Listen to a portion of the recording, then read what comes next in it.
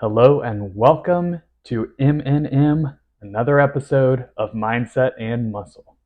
Last video we covered the three big do's and don'ts on how to improve and maximize your back training. So continuing with that series, today we are going to be focusing on the deltoids, the shoulders.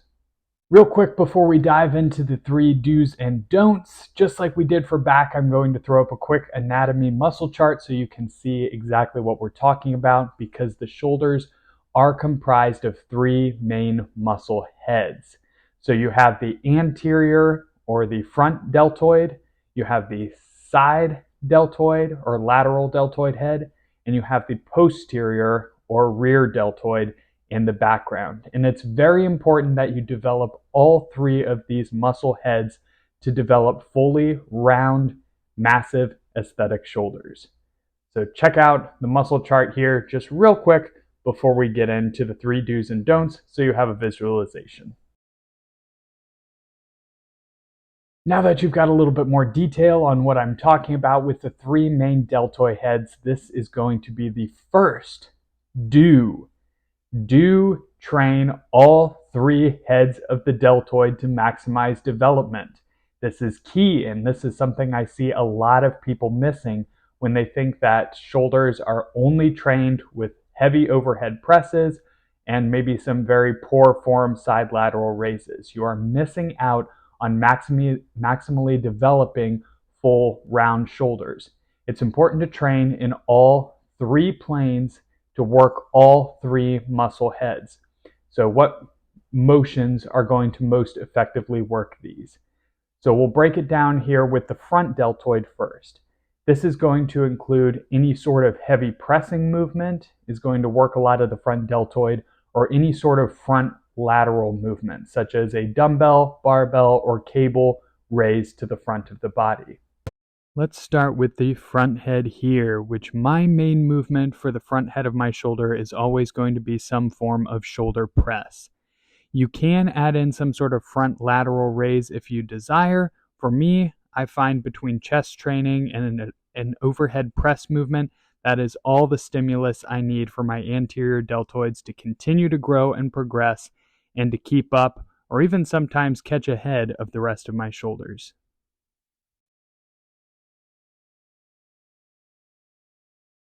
Next, we have the lateral head, the side head of the deltoid. And this is going to be mainly worked by bringing your elbows out towards your side in some form of lateral raise or upright row motion. This can include dumbbell lateral raises, cable lateral raises, machine lateral raises, barbell upright rows, anything where your elbows are coming up to the side to focus and target on that medial head. Now, in order to maximally work, stress, and develop that area, form is critical. So I'm going to show you some cues on how to specifically target that side head of the deltoid. To train the medial or lateral head of the deltoid, any sort of lateral raise exercise is going to beneficially target this area. You can use the dumbbells, a machine, or the cables as I'm showing here. I love the cuffed cable laterals, as this takes grip out of the equation and allows me to just focus on contracting the side head of my shoulders to raise the weight, and using the cables rather than dumbbells allows me to slowly and controlledly lower the weight down to the starting point, feeling every inch of the range of motion. By crossing the cables, I'm able to keep tension on the shoulders even at the bottom of the movement, whereas if you're using dumbbells, tension is going to go away and just hang straight down on your traps when you get to the bottom of the exercise. If you don't have cuffs, you can just use wrist straps and use handles with the crossed cable laterals. Notice my cadence, exploding on the way up, but in a controlled fashion, a brief pause and squeeze at the top, and slowly lowering down to the starting point. On the last set, I'll add partial repetitions to complete failure as well.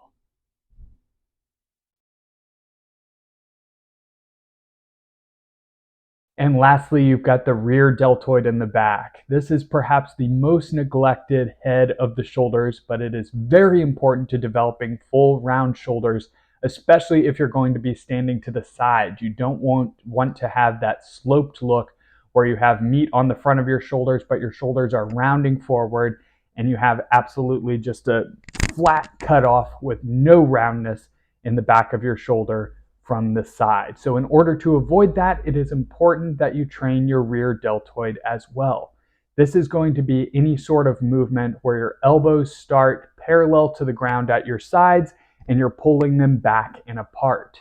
This can be done on bent over dumbbell laterals, incline bench, lying face down dumbbell laterals, cable face pulls, cable reverse crossovers, any sort of reverse pec deck movement, anything where your elbows are starting parallel to the ground and you're pulling them back and contracting those rear delts. So here's an example exercise. To train the rear deltoids, you're going to start with your arms roughly parallel to the ground and pull back. This can be done on a reverse pec deck machine on the cable here with any sort of face pull or with some sort of bent over dumbbell side lateral raise.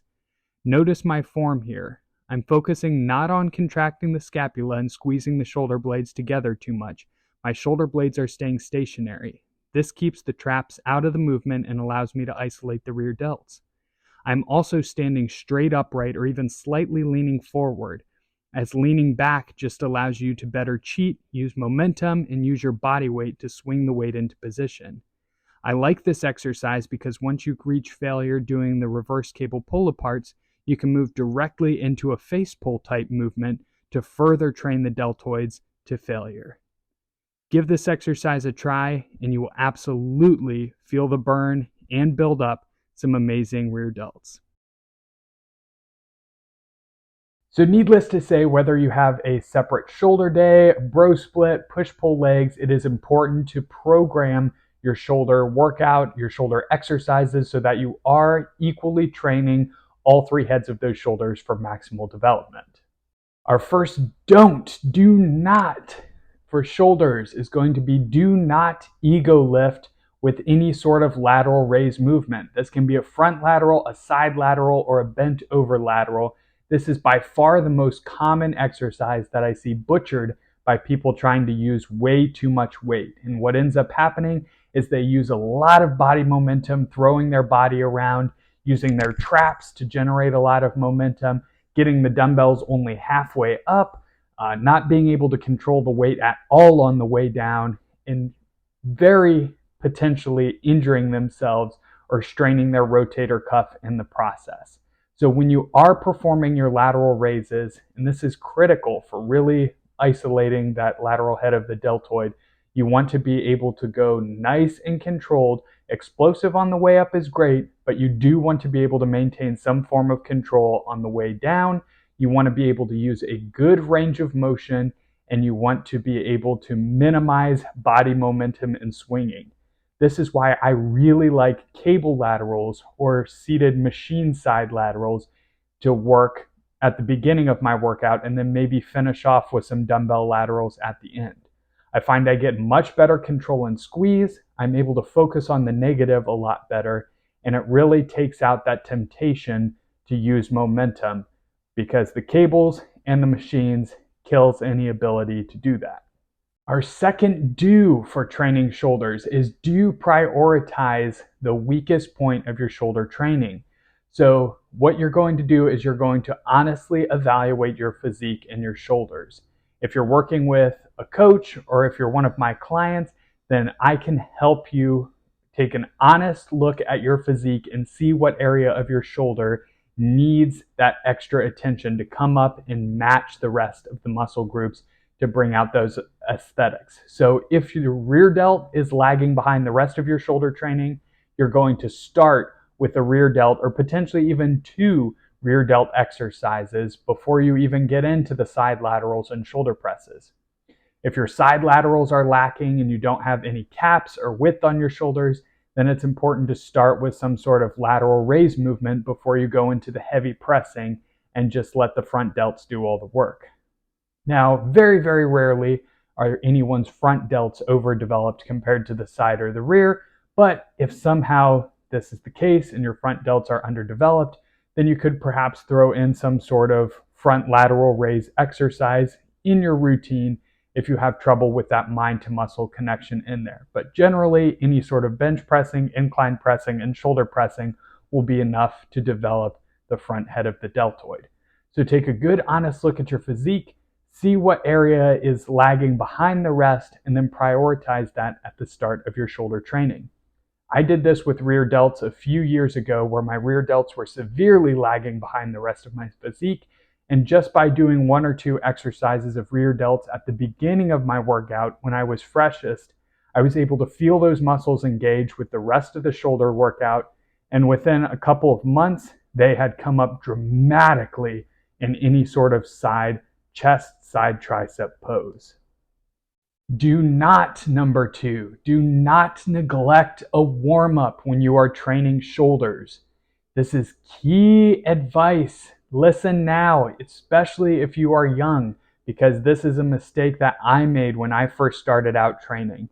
I was able to train a couple years and get away without doing any sort of warm-up before going into my shoulder workouts. And then after a few years of training, as I got stronger, I started to pay the price, and I had significant rotator cuff tightness and issues in my left side that took almost a year of doing some therapy exercises to work out. And thankfully, now that I incorporate a brief warm-up before any sort of shoulder or chest workout, I have not had that pain come back, and it has caused no issues. So this doesn't just mean doing warm-up sets before getting into the working sets of an exercise, though that is critical as well, especially with shoulder presses. I'm talking about going through a brief 5 to 10 minute shoulder, elbow, and rotator cuff warm-up before getting into your shoulder workout. What I'll do is typically do internal and external rotations with a band, some sort of light side laterals, light shoulder presses with a dumbbell or a band, light face pulls with a band or a rope, just some basic exercises that get the rotator cuff warmed up, the elbows warmed up, and the whole shoulder joint, get some blood flowing in there and mobilized before moving into any sort of shoulder movements. The third and final do is going to be do train shoulders first in the workout if you are looking to significantly bring them up. Let's say you're doing a push-pull legs routine. That typically means that you're training chest, shoulders, and triceps in the same workout. If your chest is significantly bigger than your shoulders and overpower them, then you'll want to train your shoulders first before moving on to the chest exercises.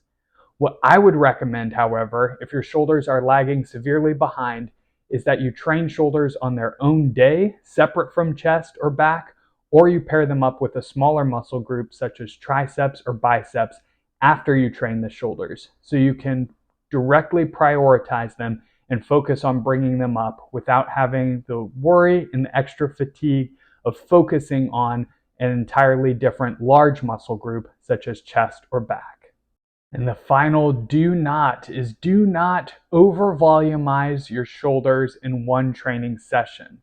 So what I mean by that is sometimes I'll see somebody go in for a shoulder day and they'll do 7 different exercises of 4 or 5 sets each for shoulders all in the same day. If you prefer to train with higher volume and use more than 4 or 5 exercises in your shoulder routine, I highly advise breaking it up so that you're training shoulders twice a week rather than once a week, so you at least have a little bit of recovery in between those.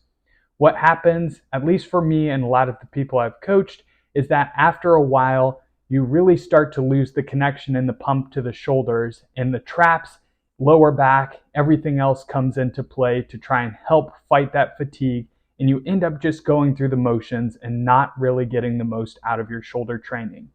What I recommend doing is if you have a designated shoulder day, that you pick 4 or 5 exercises if you're training once a week, or if you're training multiple times a week, you can pick 2, 3, or 4 shoulder exercises for that workout. And keep the volume fairly moderate, focusing more on strict form and really feeling the shoulders rather than just going through the motions. Remember, while the shoulders do have 3 muscle heads and it's important to target each one, you don't need to be beating them up with too much volume as they are a smaller muscle group. So those are going to be my top 3 do's and don'ts for shoulder training. If you feel like I missed anything, or if you have any questions about the topic that we covered today, please, as always, let me know by leaving a comment down below, and I would be happy to answer your question. As always, thank you so much for watching this video. I hope you found it educational and entertaining. As always, you can also let me know down below in the comments section if you would like to see me address a specific topic on a future video. As always, I hope you have a fantastic rest of your day, and I can't wait to see you in the next video.